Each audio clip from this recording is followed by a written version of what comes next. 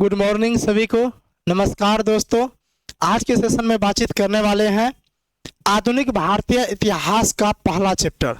इससे पिछले वाले क्लास में हम लोगों ने क्या पढ़ा था कि आधुनिक भारतीय इतिहास में हम लोग क्या पढ़ते हैं, क्या पढ़ना है, साथ ही सभी चैप्टर और सिलेबस के बारे में हम लोगों ने देख लिया था। तो आज क्या पढ़ने वाले हैं? आधुनिक भारतीय इतिहास। क्या पढ़ने वाले? आधुनिक भारतीय इतिहास, जो कि बहुत ही महत्वपूर्ण है सभी एग्जाम के लिए। ये चाहे आप किसी भी एग्जाम का तैयारी कर रहे हैं, सभी एग्जाम में सबसे ज्यादा इतिहास में अगर क्वेश्चन पूछा जाता है तो आधुनिक भारतीय इतिहास से पूछा जाता है। अगर इसमें क्या सब पढ़ना होता है, इसमें वही सारा कुछ पिछले सेशन में, पिछले क्लास में हम लोगों ने चर्चा किया था इस पे प्रॉपर रूप से। जो भी क्लास नहीं किए होंगे पिछले वाले क्लास आप लोग कर लीजिएगा। इसमें जो पहला चैप्टर आपका शुरुआत हो रही है, भारत में यूरोपीय कंपनी का आगमन। मैंने ये आपको बोला था पहला चैप्टर है भारत में यूरोपीय कंपनी का आगमन। ये आपका पहला चैप्टर है। इस चैप्टर की शुरुआत हो रही है, यूरोपीय कंपनी का आगमन। इसको पढ़ने वाले हैं। इस चैप्टर में क्या सब पढ़ना होता, मैंने सब जिक्र जो है पिछले वाले सेशन में कर लिया था। आज के क्लास में हम लोग पढ़ने वाले हैं भारत में यूरोपीय कंपनी किस तरह से आई। देखिए, इसको अगर समझना हो तो सबसे पहले हमको वर्ल्ड मैप देखना होगा, और वर्ल्ड मैप के माध्यम से ही समझते हैं कि भारत में किस तरह से यूरोप कंपनी जो है भारत में आगमन किया और क्यों किया। सही सारा कुछ यहाँ पे देखते हैं। जैसे आप यहाँ पे आइएगा, वर्ल्ड मैप में आइएगा तो आपको यहाँ पे दिख रहा होगा, वर्ल्ड मैप में आपको ये दिख रहा होगा कि भारत है। आपको ये नक्शा जो है आपको दिख रहा होगा, ये भारत वाला नक्शा आप लोग को दिख रहा होगा। और यहाँ पे देखिए, अगर यूरोप जो माना जाता है वो इस वाले इलाका को यूरोप माना जाता है। और यहाँ की यूरोपीय जो कंपनी है, यानी कि पूरे यूरोप महादेश में, आपको तो महादेश के बारे में थोड़ा बहुत मालूम होगा, महाद्वीप के बारे में मालूम होगा, इतना तो बेसिक तो आपका कमजोर नहीं होगा, पहले से थोड़ा बहुत आप पढ़े होंगे। तो ये यूरोपीय कंपनी जो है, ये यूरोप में जो है भारत के बारे में, यानी कि इस पूर्वी इलाके के बारे में जो है ना, इस चीज की काफी ज्यादा चर्चा हो रही थी कि उधर जो है ना व्यापार करने का साधन बहुत बड़ा है। देखिए, अगर किसी व्यापारी को व्यापार करना हो तो वो क्या खोजते हैं? वो खोजते हैं कि हमें एक ऐसा जगह होना चाहिए वहां पे हमारा ज्यादा सामान बिक सके। जैसे सपोज आप अपना गांव देहात में देखते होंगे, आपको मान के चलिए कोई भी सब्जी बेचना हो, अगर आप सब्जी बेचने के लिए जब गांव के चौराहा पर लगाते हैं, आप ऐसा नहीं करते घर के आगे में बेचना शुरू करते। घर के आगे में बेचता है, थोड़ा कम बिकता है, सस्ता लगाना पड़ता है सब्जी को। आप वही अपने गांव के थोड़ा छोटे मोटे बाजार में जाके बेचते हैं, थोड़ा सा महंगा बिकता है। और आप जब पटना आ जाइएगा, पटना के हाट पे जब आप बेचिएगा तब तो भाई साहब आप महंगा भी बेचिए, बिकेगा। क्यों? यहाँ खरीदने वाला ढेर सारा कुछ है, खरीदने वाला ढेर है, कंपटीशन ज्यादा है। तो व्यापारी लोग तो यही चाहते हैं, कहाँ हमारा महंगा में बिके, कहाँ से हम सस्ता माल प्राप्त करें, कहाँ से हम सस्ता सामान हम खरीद सके। तो यहाँ पे देखिएगा, तो ये यूरोप में जो है इन सबको ये जो है ना फैला हुआ था, दिमाग में चल रहा था कि ये पूर्वी इलाके में जो है धन संपत्ति बहुत ही ज्यादा है। क्योंकि उस जमाने में आप सुने होंगे कि भारत को सोने का चिड़िया कहा जाता था, भारत में ढेर सारा संपत्ति था ये पूर्वी इलाके में। तो उनको लगा कि यहाँ पे संपत्ति ज्यादा है, यहाँ से हम व्यापार अच्छे तरीके से कर सकते हैं। तो इन्हीं के लिए जो है ये सभी यूरोप कंपनी जो थे, यूरोप वाले जो थे, ये सोच रहे थे किस तरह से भारत में व्यापार किया जाए। हालांकि भारत में अगर आप देखिए, ये तो आधुनिक इतिहास पढ़ा रहे हैं, कई सारे स्टूडेंट ऐसे होंगे जिनको समझ में नहीं आ रहा हो कि आधुनिक इतिहास में कहाँ से क्या पढ़ना है। देखिए, पूरे इतिहास पढ़ने के लिए आधुनिक इतिहास से पहले मध्यकालीन इतिहास होता है, उससे पहले प्राचीन इतिहास होता है।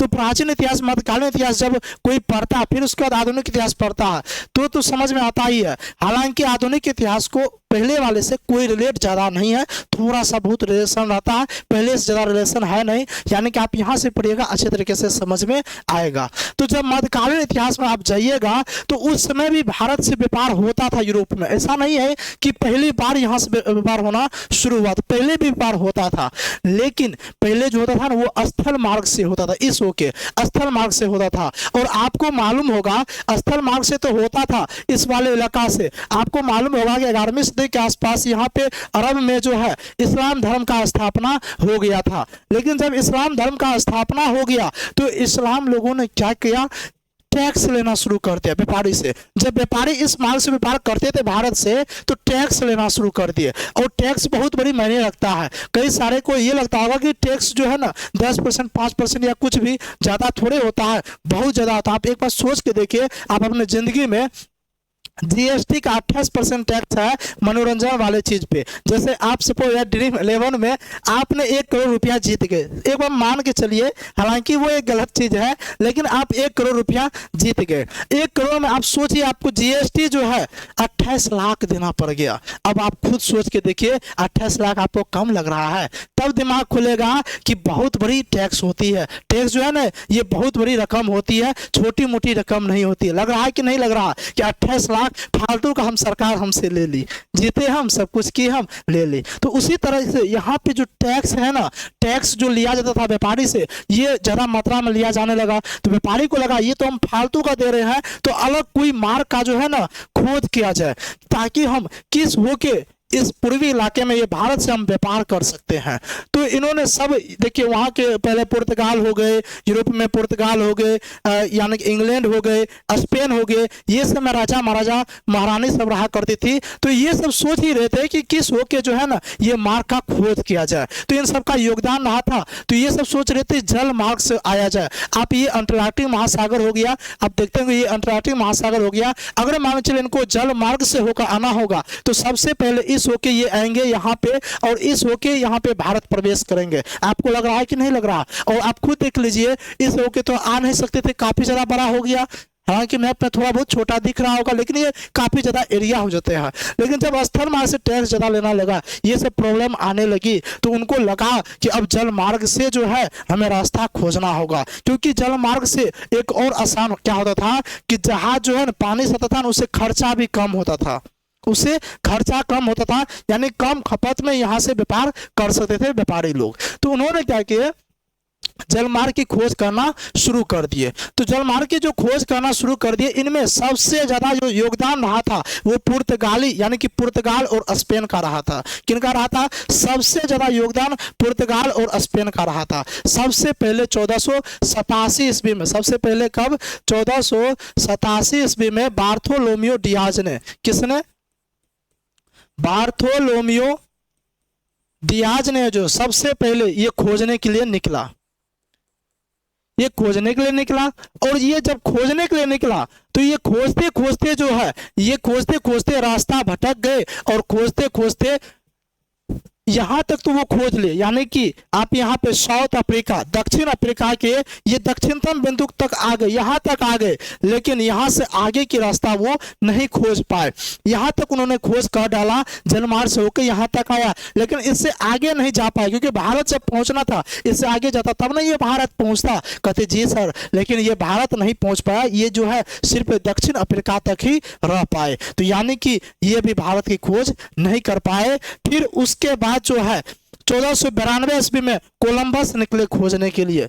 कितना ईस्वी में? 1492 में, 1492 में कोलंबस निकले खोज करने के लिए कि चलिए हम भारत की खोज करते हैं। लेकिन कोलंबस जो है वो रास्ता भटक गए।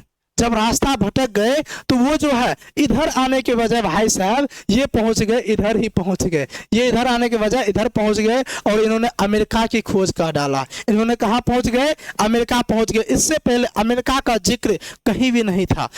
अमेरिका पहले से था, लेकिन ये लोगों को मालूम ही नहीं था कि एक भौगोलिक क्षेत्र ऐसा भी है जहाँ पे एक देश है, महाद्वीप है, यानी कि अमेरिका भी है। अमेरिका के बारे में किसी को मालूम नहीं था। तो इन्होंने क्या किया? अमेरिका की खोज कर डाला, और यहाँ जब पहुंचा तो उनको लगा कि हमने भारत की खोज कर डाला। कोलंबस को लगा कि हमने बहुत बड़ी उपलब्धि हासिल कर लिए, भारत की हमने खोज कर डाला। लेकिन ऐसा था नहीं, ये तो पहुंच गया था अमेरिका। तो फिर इनको लगा मैंने अमेरिका खोजा है। फिर यहाँ पे जो रहते थे उनको इन्होंने रेड इंडियन कह के बुलाया। यहाँ पे रहने वाले को क्या कहा? यहाँ पे रहने वाले को रेड इंडियन इन्होंने कहा। क्या कहा? रेड इंडियन इन्होंने कहा, अमेरिका के निवासी को। तो इस तरह से देखा जाए तो अभी तक भारत की खोज नहीं हो पाया था। भारत की खोज करना तो बहुत जरूरी था। हालांकि भारत की खोज नहीं, भारत पहुंचने के लिए जलमार्ग की खोज करना बहुत ही जरूरी था, क्योंकि आपको बता ही दिए कारण कि कितना यानी कि इनको लॉस जा रहा था, क्यों इनको खोजना जरूरी था।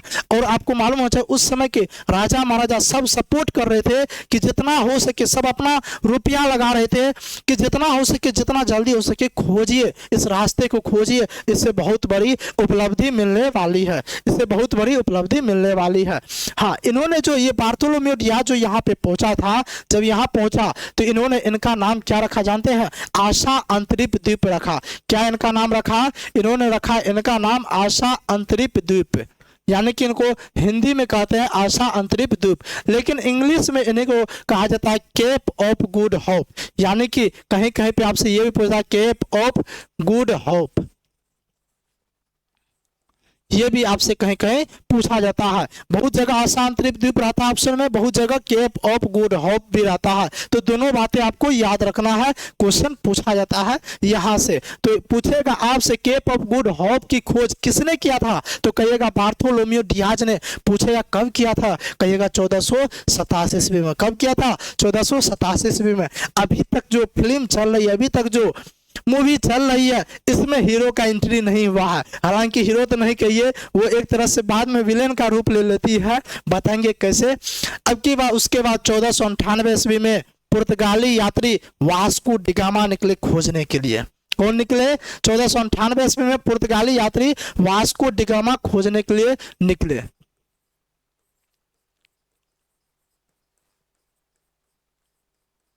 ये जो निकले 1498 में वास्को डिगामा पुर्तगाली यात्री, यानी कि ये पुर्तगाल के रहने वाले थे, और ये पुर्तगाल से जो है, देखिए मैंने आपको पहले बताया कि पुर्तगाल और स्पेन का जो है ना बहुत ही ज्यादा प्रभाव रहा था ये जलमार्ग खोजने के लिए। काफी ज्यादा ये सब सोच रहे थे कि जल्दी जलमार्ग मिल जाए। तो पुर्तगाल के जो है ना ये वास्को डिगामा खोजने के लिए निकले। तो इन्होंने क्या किया? इन्होंने वही काम किए, जैसे जैसे बढ़ते गए तो यहाँ उनको तो ये इतना मालूम था कि केप ऑफ गुड होप के बाद जो है ना इंडिया है। तो उन्होंने क्या किया? इस तरह से आए और यहाँ पे जो अंटार्कटिक महासागर होते हुए केप ऑफ गुड होप पहुंचे, यहाँ तक पहुंच गए। यहाँ तक तो आधा रास्ता तो आसान कौन बना दिए थे? बार्थोलोमेव डियाज ने। इसके बाद इन्होंने क्या किए? इसके बाद इन्होंने इधर एंट्री किए। जैसे ये हिंद महासागर में एंट्री करते हैं, इनकी मुलाकात हो जाती है एक गुजराती व्यापारी का। जब आप भारत का नक्शा देखने के लिए जाइएगा ना, यहाँ पर आप भारत का नक्शा देखिएगा तो इस वाले इलाका में आपको गुजरात दिख रहा होगा, यानी कि जब भारत का नक्शा आगे बताएंगे तो वहां पे आपको यहाँ पे गुजरात दिख रहा होगा। तो गुजरात जो है ना समुद्र के किनारे है। तो गुजराती लोग जो थे, गुजराती व्यापारी जो थे, वो समुद्र में व्यापार करते थे, और इधर से वास्को डिगामा जा रहे हैं, और वहां पे मुलाकात हो जाती है एक गुजराती व्यापारी से। आप जैसे गांव घोर में देखते होंगे कि अगर मान के चलिए आप गांव घोर गए होंगे कभी भी, जैसे आपको जाना है बोरिंग रोड जाना, सपोज पटना का बोरिंग रोड जाना है, तो बोरिंग रोड जब आप जाइएगा पता चलेगा कि बुलाई थी वो यहाँ पे, और आपको एड्रेस ही मालूम नहीं है। आप क्या करते हैं? किसी से पूछते हैं, आप बोरिंग रोड चौराहा पहुंच जाते हैं और पूछते हैं कि हमको ये बताइए पंचमुखी मंदिर किधर है। यानी कोई भी एड्रेस आप किसी से पूछते हैं तब वो जो है ना आपको बताते हैं कि इधर है, फिर आप उनके सहारे वहां पे पहुंच जाते हैं। वही बात तो इनके साथ भी हुआ था ना। तो वास्को डिगामा तो यहाँ तक हिंद महासागर एंट्री किए, अब इनको पता ही नहीं चला था कि भारत है किधर, लेकिन थोड़ा बहुत मेहनत किए तो लक भी साथ दिए, और यहाँ पे इनका मुलाकात हो जाती है गुजराती व्यापारी से। किनसे हो जाता है? गुजराती व्यापारी जिनका नाम अब्दुल मुनीब था। इनका नाम क्या था? अब्दुल मुनीब था। इनसे इनका मुलाकात हो जाती है, इनसे इनका मुलाकात होता है, और ये कहता है हाँ आइए ना भारत, आइए ना, इधर ही भारत है। तो ये पहुंचते पहुंचते इनको जो है ना इन्हीं की मदद से ये पहुंच गए कहाँ पे? यहाँ पे देखिएगा केरल है भारत का। अगर ये दक्षिणी छोर पे देखिएगा तो केरल है। ये केरल के कालीकट नामक बंदरगाह पे ये पहुंच जाते हैं। कहाँ पे? केरल के कालीकट नामक बंदरगाह पे ये पहुंच जाते हैं। और जब ये पहुंचते हैं एकदम से टाई बेल्ट सूट में पहुंचते हैं। गोरा चिकना तो थे ही, यूरोपवासी जो है ना थोड़ा सा गोरे होते हैं। और आपको मालूम होगा कि भारत का दक्षिणी एरिया में यानी केरल वाले इलाके के जो भारतीय होते हैं वो थोड़ा सा काले ज़्यादा होते हैं। हालांकि उत्तर भारत में थोड़ा बहुत ठीक ठाक रहता है, लेकिन दक्षिणी इलाके में जाएगा तो काला ज़्यादा होता है। और इधर से ये यूरोप के पहुंचे एकदम घोड़े चिकटे एकदम से पूरे टाई बेल्ट लगाते हुए, तो स्वाभाविक सी बात है थोड़ा मान सम्मान तो होता ही। थोड़ा सब लोग देखने जैसे में आप देखे होंगे कि जब आप गांव में थोड़ा बहुत अच्छा खासा पहन के निकल जाइए तो पूरे गांव के लोग देखते हैं कि ये बाहरी कौन आ रहा है, भाई साहब ये कौन आ रहा है। उनका गौर से देखते हैं कि ये आ कौन रहा है, नहीं देखते हैं अचंभित होके कि वाह लगता है बहुत बड़ा सेठ आ रहा है, बहुत बड़ा जो है ना राजकुमार आ रहा है, जैसे इस तरह से देखा जाता है। आप जब जाइएगा गाँव तो होता है, बहुत के साथ ऐसा होता है। उसी तरह से इनके साथ भी हुआ। ये गया, सब थे वहां पे काले काले, ये गोरे चिट्टे एकदम से बोला ये कौन है, पूरे टाई बेल्ट सूट वेट लगे ले। तो यहाँ पे जब ये गए तो सब इनको बड़ी निगाहों से देखना शुरू कर दिए। फिर उनके बाद इनका स्वागत किया गया, बहुत ही जबरदस्त तरीके से इनका स्वागत किया गया। यहाँ के शासक थे उस समय जैमुरीन थे। यहाँ के शासक कौन थे? जैमुरीन थे यहाँ के शासक। इनसे इनका मुलाकात हुआ, केरल के कालीकट बंदरगाह पे। वहां जब गए तो जैमुरी ने इनका भव्य स्वागत किया, बहुत अच्छे तरीके से स्वागत किया। यानी कि खान पान एकदम से, जैसे कहते हैं कोई अगर नया मेहमान आ गया, अच्छा मेहमान आ गया तो आप क्या करते हैं, ढेर सारा आइटम बनाते, यानी खाना पीना बनाते, सारा कुछ। जैमुरी ने इनका भव्य स्वागत किया। तो ये कब पहुंचे? 1498 ईस्वी में भारत पहुंचे। कौन? Vasco D gamma. अब चलिए हम एक क्वेश्चन पूछते हैं, आप बताइएगा बार्थोलोमियो डियाज ने किस चीज का खोज किया था? जल्दी से आप लोग कमेंट सेक्शन में बताइएगा, जल्दी से फटाफट आप कमेंट करके बताइए कि किस चीज का खोज किया था, फटाफट से। केप ऑफ गुड होप का खोज किया था। चलिए यहाँ तक तो आप देख लिए कि जैमुरीन ने जो है इनका भव्य स्वागत किया, लेकिन कुछ ना कुछ तो विरोधी जरूर होता है। विरोध तो कोई करेगा ही करेगा। ये कहते हैं कि जब कोई सक्सेस होता है पीछे से तो पैर खींचेगा, वही वाली बातचीत है। हालांकि देखिए सब अपने बारे में सोचते हैं। ये दुनिया जो है ना मतलबी है, और दुनिया जो है ना ये मतलब ये सब अपने बारे में सोचते हैं, आपके बारे में कोई नहीं सोचने वाला है। वही बात इनके साथ भी यहाँ पे हुआ था। यहाँ पे पहले से ही अरब के जो है ना लोग यहाँ से पहले से डेरा डाल के बैठे हुए थे, यानी कि व्यापार कर रहे थे अरब के लोग। अरब के लोग को ये लग गया कि जब ये व्यापार करेंगे ना यूरोपवासी तो हमारे व्यापार में थोड़ा बहुत कंपटीशन बढ़ जाएगा। ये मान से कोई सस्ता ही ले लिया या कोई महंगा सामान ले लिया तो हमको यहाँ दिक्कत हो जाएगी। तो अरब वासियों ने इनका विरोध भी किया। आपसे पूछेगा कि विरोध किसने किया था, तो अरब वासियों ने इनका विरोध किया था। किन का विरोध किया था? ये वास्को डी गामा का विरोध किया था। यूरोप वासियों जो है यहाँ पे व्यापार ना करें। लेकिन इसके बावजूद भी जो है ना वास्को डी गामा, देखिए अगर आपका लैंग्वेज सही हो ना, बोलने का तरीका सही हो ना, स्वभाव सही हो ना, व्यवहार सब, तो आपको जो है कोई भी अच्छे तरीके से पेश आएंगे। तो पुर्तगाली जो है ना ये वास्को डी गामा बहुत अच्छे तरह से पेश आए थे, इसलिए जैमुरीन जो है ना इनसे खुश हो गए थे, भव्य स्वागत के सारा कुछ, और बोल दिए, इनको अनुमति दे दिए कि नहीं आप जो है ना यहाँ व्यापार कर सकते हैं। उसके बाद इन्होंने क्या किया, तो यहाँ पे इन्होंने मसाला खरीदा। क्या खरीदा? मसाला। क्योंकि देखिए केरल में जो है ना अभी भी केरल जो है मसाले के लिए बहुत ही प्रसिद्ध है। उस समय भी प्रसिद्ध था, आज भी प्रसिद्ध है। तो यानी कि केरल में जो है मसाला इन्होंने खरीदा, और मसाला खरीद के जब जाने लगा ना जहाज से, तो एक जहाज नहीं पीछे में एक और जहाज बांध के 2 जहाज से सब पे मसाला बोझ लिया और यहाँ से जाना शुरू कर दिए। जब यहाँ से ये जाना शुरू कर दिए तो फिर तो अब रास्ता तो देख लिए थे। तो इस वक्त जब गए, तो जब यहाँ पे यूरोप में गए ना, इन्होंने अपना सामान बेचे। क्या? मसाला बेचे। जब मसाला बेचा ना तो यहाँ का बहुत ही जबरदस्त मसाला था।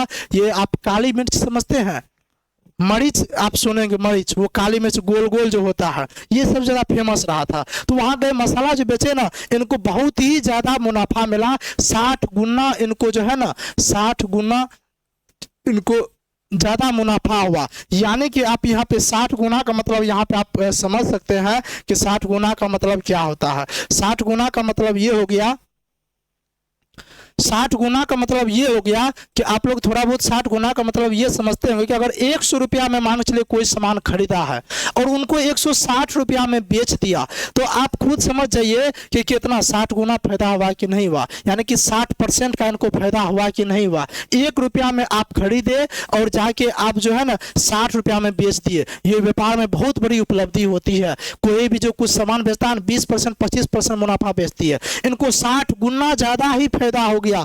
इससे क्या लगा जानते हैं? यही बात धीरे धीरे यूरोप में फैल गया।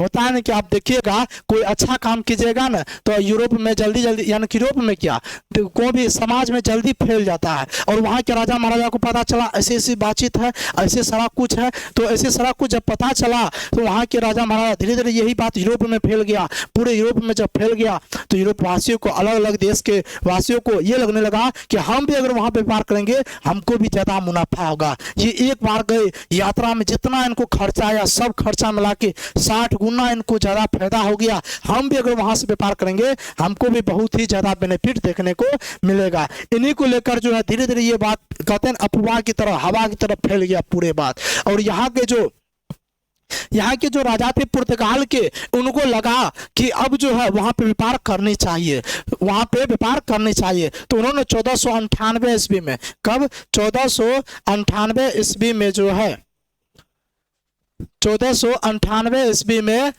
पुर्तगाली ईस्ट इंडिया कंपनी की स्थापना कर दी। कौन सा, पुर्तगाली ईस्ट इंडिया कंपनी की इन्होंने स्थापना कर दी।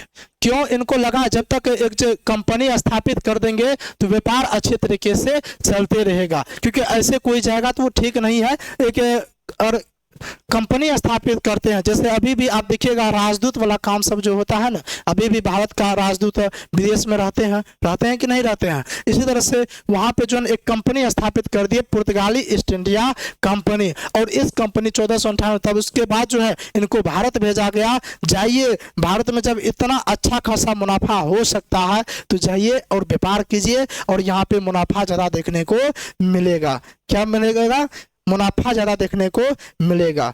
उसके बाद जो है तो यानी कि आप कह सकते हैं कि भारत आने वाला सबसे पहला कंपनी कौन हुआ, पुर्तगाली ईस्ट इंडिया कंपनी। पूछ देगा ये क्वेश्चन कि बताइए कि भारत आने वाला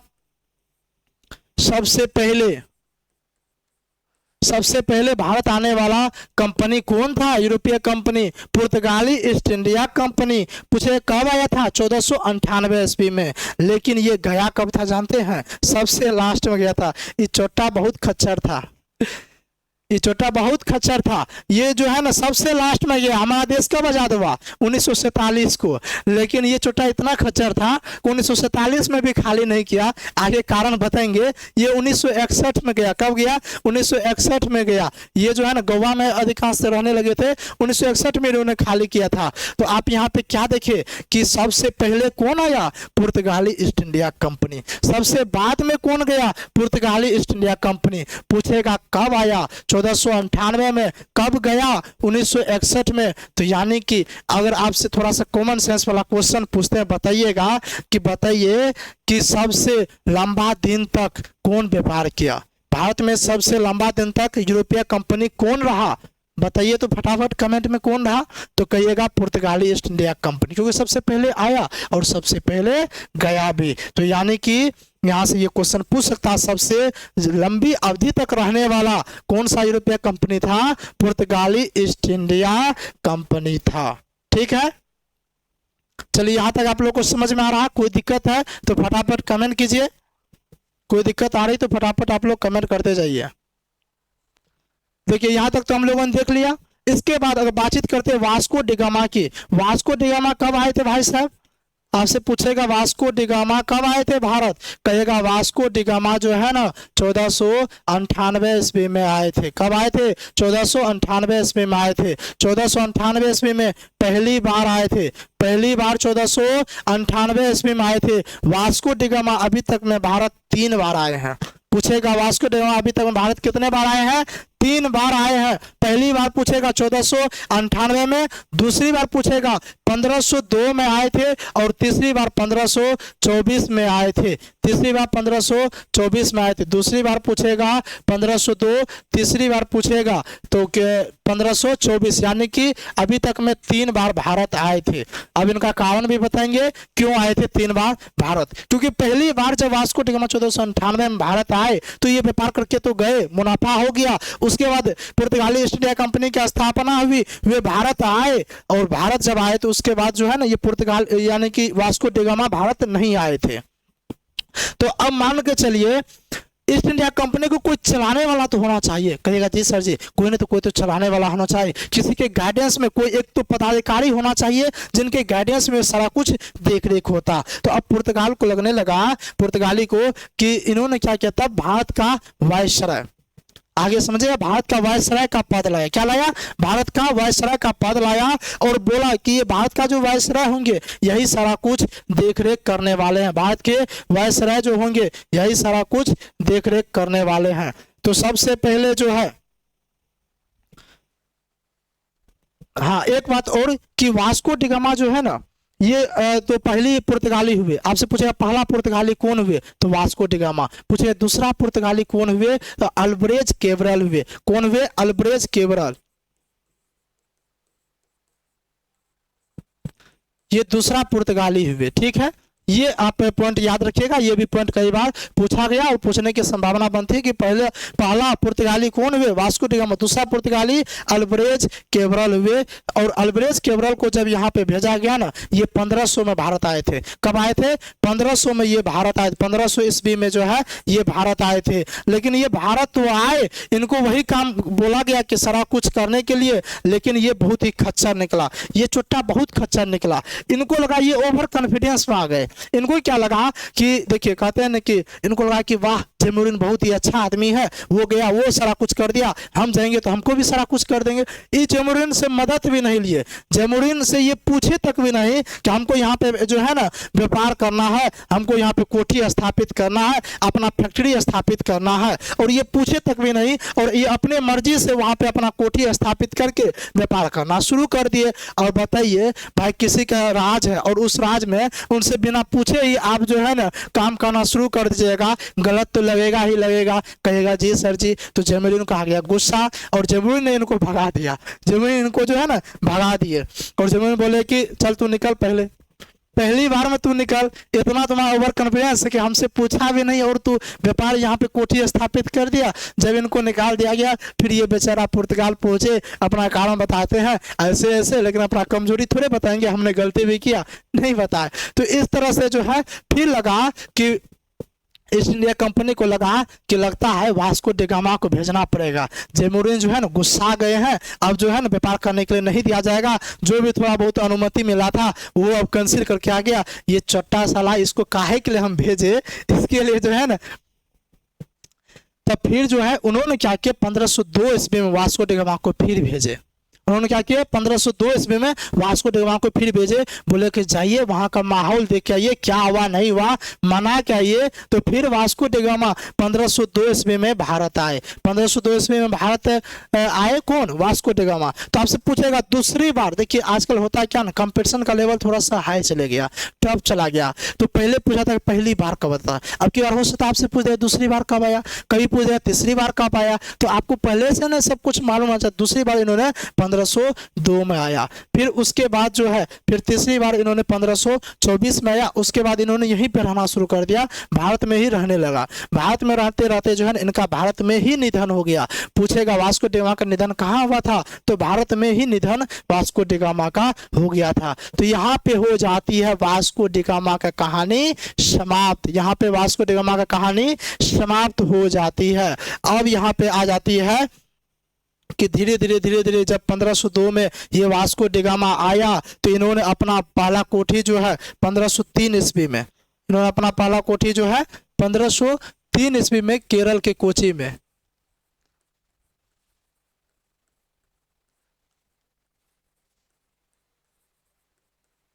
केरल के कोचीन में जो है इन्होंने 1503 ईस्वी में जो है अपना व्यापारिक कोठी स्थापित किया। ठीक है, कहीं कहीं कोची रहेगा, कोचीन रहेगा, यानी कि कहीं कहीं जो है ना कोची रहेगा, इस तरह से। तो 1503 ईस्वी में आपसे ये सबसे बहुत महत्वपूर्ण सवाल है, सबसे ज्यादा महत्वपूर्ण है। आपसे ये पूछा जाएगा कि बताइए कि सबसे पहले स्थापित कहाँ किया था पुर्तगाली ईस्ट इंडिया कंपनी अपना कोठी, तो कहिए केरल के कोच्चि में खोला था। दूसरा व्यापारिक कोठी 1505 में कुन्नूर में खोला था। दूसरा अगर पूछ देगा तो दूसरा जो खोला था ना वो 1505 में खोला था। 1505 में कहाँ पे? कुन्नूर में खोला था।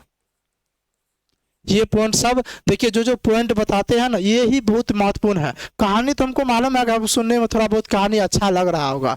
कहानी तो एक कंसेप्ट है, कहानी तो आपको एक याद दिलाता है पॉइंट को, लेकिन याद क्या रखना, क्वेश्चन जो पूछा जाएगा वो क्वेश्चन तो आपसे यही पूछा जाएगा ना कि दूसरा व्यापारी कोठी जो है पुर्तगाली ईस्ट इंडिया कंपनी कहाँ खोले थे, कुन्नूर में। तो उसके बाद जो है 1505 ईस्वी में 1505 ईस्वी में खोल दिए। फिर उसके बाद अब लगा कि गवर्नर या वायसराय का पद लाना जरूरी है ताकि इस पे नियंत्रण लाया जा सके। तो 1505 ईस्वी में पुर्तगाली गवर्नर जनरल या कह सकते हैं कि पुर्तगाली वायसराय का पद लाया गया। यहाँ तक समझ में आ रही है? किसी पर कोई दिक्कत है तो फटाफट से कमेंट करते जाइएगा। जो भी दिक्कतें आ रही है हम एक बार नहीं, दो बार नहीं, 3-4 बार बताने वाले हैं। इस तरह से जो भी दिक्कतें आ रही है आप बताते जाइएगा। तो अब नियंत्रण करने के लिए, वहां पर नियंत्रण करने के लिए भारत का वायसराय का पद लाया। तो सबसे पहले कौन बैठे थे?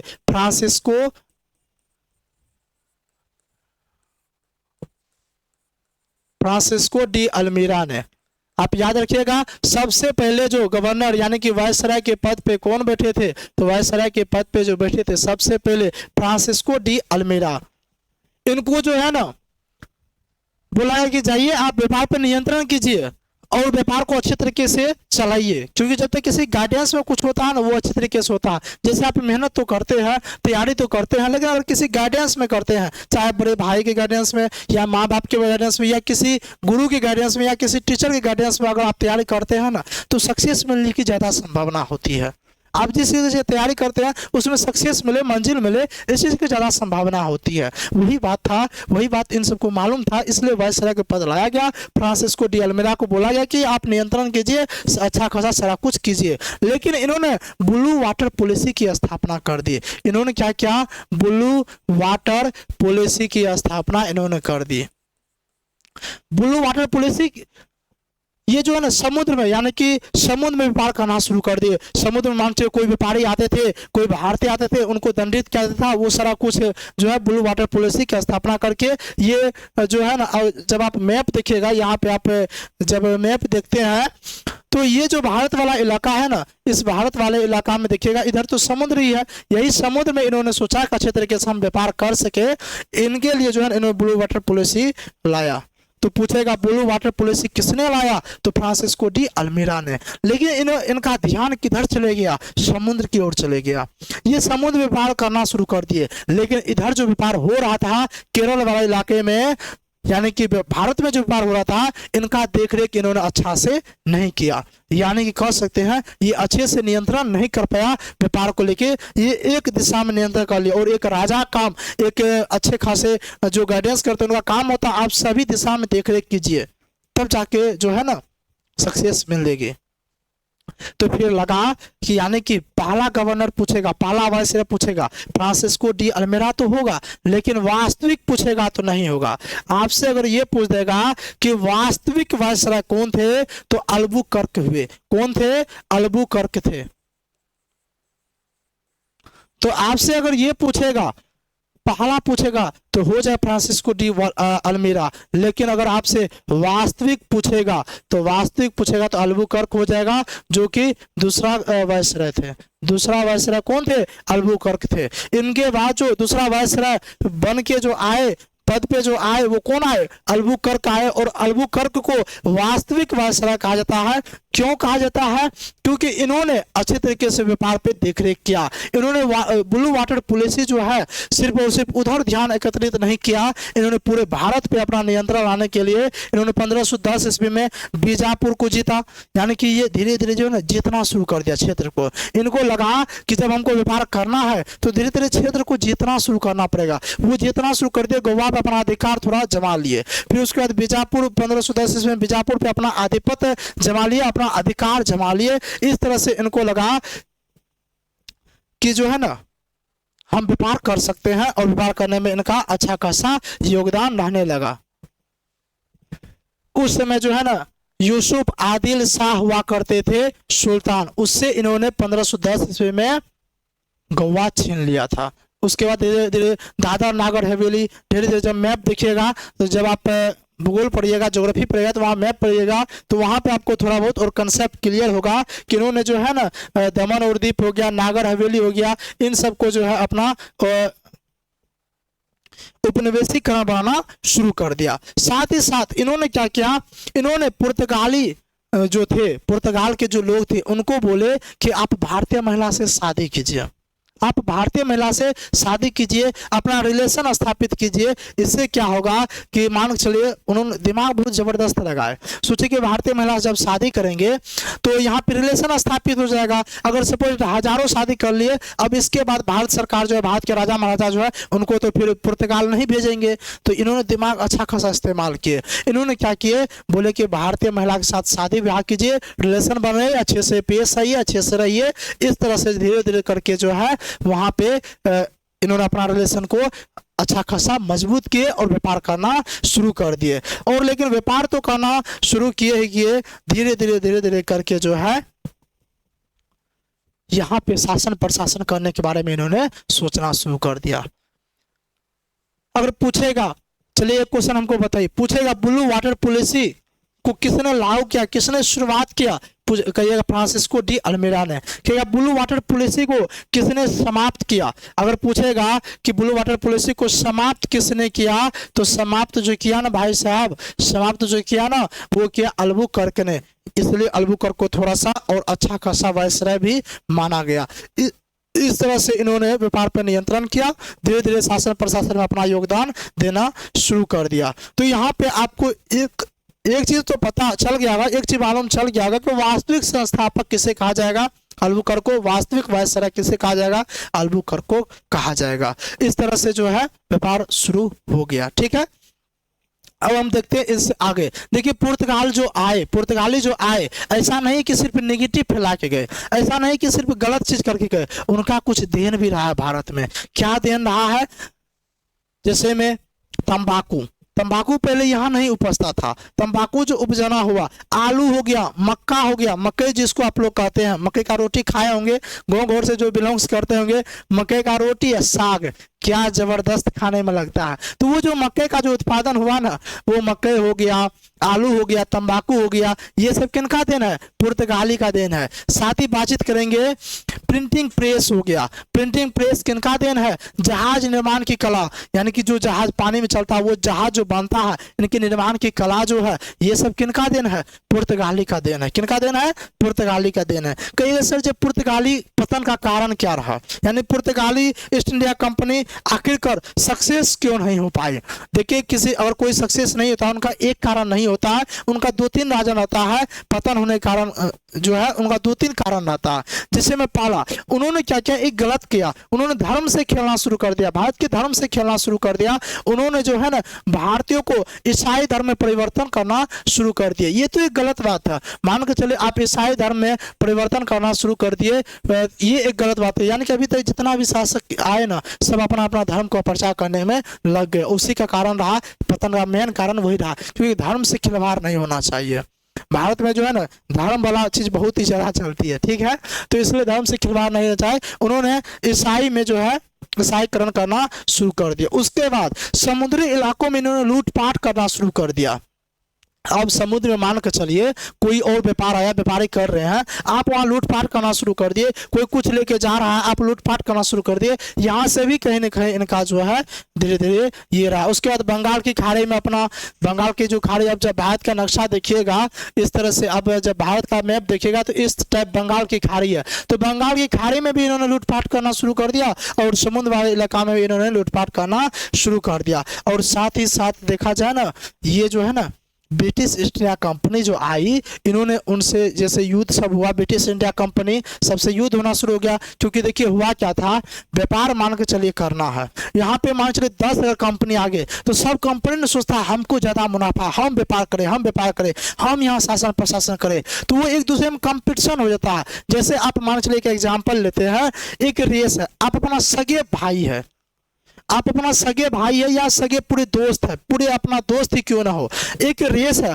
और उस रेस में दौड़ाया गया, उस रेस में रेस लगा दौड़ का, वहां दौड़ना था और जो फर्स्ट आता उनको प्राइज मिलना था, फर्स्ट वाले को प्राइज मिलता और फर्स्ट वाले को प्राइज सपोज मान चले 10 करोड़ मिलता या 1 करोड़ ही मिलता। तो अगर अब मान चले आप भी दौड़े, आपके साथ अपना खास दोस्त भी दौड़ रहा है, आप क्या कीजिएगा, आप क्या सोचेगा दोस्त हमारा आगे निकल जाए, नहीं, आप तब वहां कंपटीशन हो जाता है, चाहे दोस्ती वाली भी मैटर हो जाती है ना, वहां कंपटीशन होता है, तब वहां आप अपना पूरी जी जान झोंक देते हैं रेस को जीतने में और आप जीतते हैं, आप पहला स्थान प्राप्त करने का सोचते हैं। वही बात तो बात है यहाँ पे भी, व्यापार करने में भी, यहाँ पे ढेर सारा कंपनी है, सब सोचा कि हम आगे रहेंगे, हम आगे रहेंगे, हम व्यापार करेंगे, इसको लेकर सभी कंपनी में मतभेद होना शुरू हो गया, लड़ाई होना शुरू हो गया और एक दूसरे से लड़ाई करते करते सब जीते गए और जो यहाँ पे आखिरकार जीते गए उनका यहाँ पे वर्चस्व रह गया। तो यानी कि ब्रिटिश ईस्ट इंडिया कंपनी जो है यहाँ पे जीते गए, वो सारा कुछ हम देखेंगे। अभी पुर्तगाली के बारे में हम देखते हैं, पुर्तगाल के बारे में तो उनका एक रीजन ये भी रहा था कि पुर्तगाल से जो युद्ध हुआ थोड़ा बहुत, तो उसमें पुर्तगाल की हार भी होना शुरू हो गया था, इस काम पुर्तगाली का पतन का एक कारण ये भी सामने निकल के आ जाती है। तो यहाँ तक जो है मैंने आपको यहाँ तक मैंने क्या पढ़ाया, पुर्तगाल के बारे में पढ़ाया, यानी कि पुर्तगाली ईस्ट इंडिया कंपनी जो भारत आई उसके बारे में हमने अच्छे तरीके से सारा कुछ बता दिए। अब आपको लग रहा है क्या सिर्फ पुर्तगाली ईस्ट इंडिया कंपनी भारत आए, नहीं बाबू भैया, ऐसी वाली बात नहीं है कि सिर्फ और सिर्फ पुर्तगाली ईस्ट इंडिया कंपनी भारत आए थे, ढेर सारा कंपनी आए थे यूरोप का, उन्हीं के बारे में तो देखना था, जिसमें से पहला हमने देख लिया, जिसमें से पहला हमने देख लिया। अब देखते हैं दूसरा, हम देखते हैं कि इनके बाद कौन कौन सा कंपनी भारत आए थे। देखिए पहले तो पुर्तगाली ईस्ट इंडिया कंपनी आए थे। आपसे पूछेगा सबसे पहले कौन आए थे, कहिएगा पुर्तगाली ईस्ट इंडिया कंपनी आए थे। जल्दी से आप लोग बताइए तो पुर्तगाली ईस्ट इंडिया कंपनी कब आए थे, पुर्तगाली ईस्ट इंडिया कंपनी भारत कब आए थे, जल्दी से आप लोग फटाफट बताइएगा। काफी आसान क्वेश्चन अभी जस्ट बताए हैं, 1498 ईस्वी में। कब आए थे, 1498 ईस्वी में भारत आए थे। उसके बाद जो है यानी कि इसकी स्थापना कब हुई थी, 1498 ईस्वी में। उसके बाद अगर आपसे पूछेगा ब्रिटिश ईस्ट इंडिया कंपनी का, किनके बारे में पूछेगा, ब्रिटिश ईस्ट इंडिया कंपनी का आया था, तो ये कब आए थे, 1600 में। यहाँ पे हम लिख देते हैं ये ब्रिटिश इंडिया कंपनी कब आए थे, 1600, इसका स्थापना पूछेगा 1600 में। उसके बाद पूछेगा तीसरा में जो है वो डच कब आया था, डच के बारे में यहाँ पे पूछेगा। नीदरलैंड या हॉलैंड के जो निवासी हैं उनको डच कहते हैं। ये ब्रिटिश जो है ना, इंग्लैंड हो गया, इंग्लैंड का तो नाम सुनेंगे, ब्रिटेन का नाम सुने होंगे, ब्रिटेन के निवासी को जो है ना ब्रिटिश कहा जाता है और डच जो है नीदरलैंड या हॉलैंड के निवासी को डच कहा जाता है। ये कंपनी भारत कब आया था, ये आया था 1602 ईस्वी में। कब आया था, 1602 ईस्वी में इसकी स्थापना हुई थी। उसके बाद अगर आपसे ये बात पूछेगा डेनिस कब आया था, कब आया था, डेनिस कब आया था, जल्दी से जिनको मालूम फटाफट कमेंट करते जाइएगा। डेनिस कब आया था, 1616 ईस्वी में आया था। कब आया था, 1616 ईस्वी में आया था। उसके बाद देखा जाए, उसका डेनिस के बाद फ्रांसीसी देखा जाए, फ्रांसीसी कब आया था, फ्रांसीसी आया था 1664 ईस्वी में।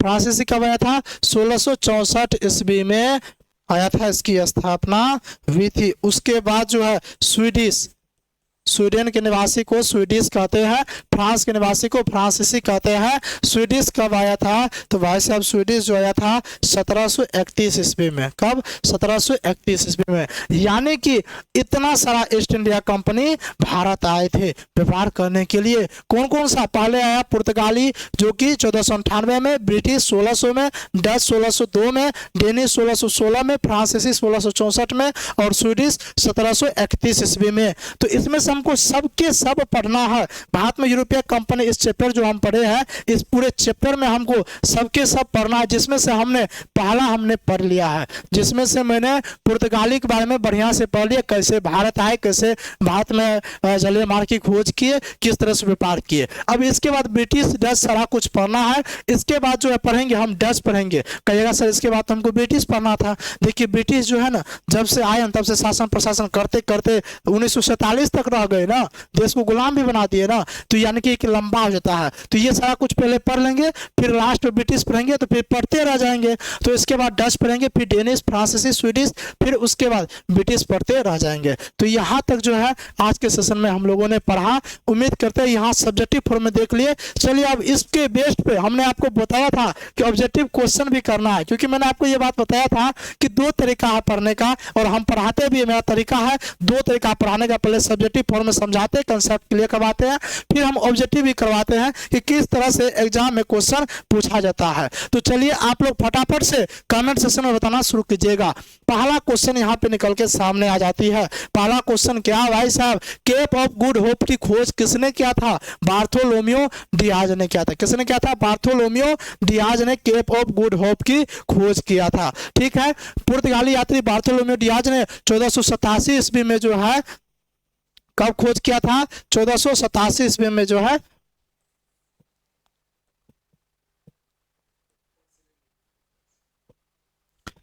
यहाँ पे आप देख सकते हैं 1487 ईस्वी में इन्होंने खोज किया था। ठीक है,